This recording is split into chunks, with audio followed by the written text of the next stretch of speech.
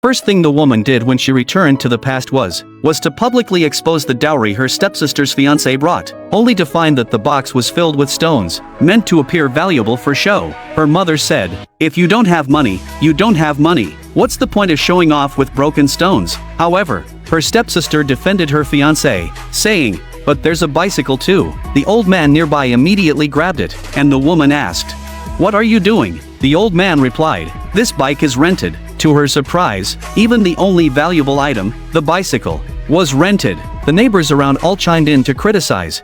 The stepmother went to great lengths to pick and choose for her own daughter, only to end up agreeing to marry someone like this. It turned out her stepsister was also a person who had been reborn. In her past life, they had drugged the woman and married her off to a poor man, but they never expected that. In the end, Deng Chuan became a billionaire. The woman went on to live the life of a wealthy wife. Meanwhile, her stepsister had chosen to marry the factory owner's son, but within 2 years of marriage, both the father and son were arrested. She had to make a living by selling goods on the street. Her stepsister couldn't stand that the woman was living better by choosing the right man. Eventually, both of them fell to the ground. The next moment, the woman opened her eyes again, realizing she was back on the day she was drugged. At that moment, the drunken man came over, saying her stepmother had agreed to send her to him. The woman quickly made a move, almost causing him permanent damage. At that moment, her stepsister suddenly broke through the window to stop her. She said, "This time, I'm going to become the billionaire." The woman immediately understood that her stepsister had also been reborn. Soon,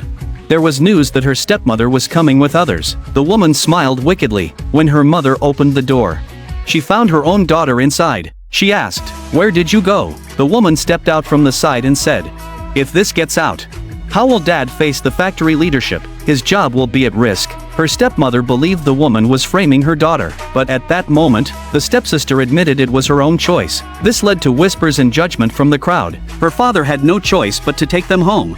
Faced with a daughter who was determined to marry a man who has nothing, her father showed a disappointed look, as if he couldn't understand her decision. Her stepmother thought her daughter was crazy, but the stepsister couldn't explain that she had returned to the past. She just stubbornly insisted on marrying the man. The helpless father could only hope that the woman would marry the factory director's son. Finally, when her father promised to give her a generous dowry, the woman reluctantly agreed.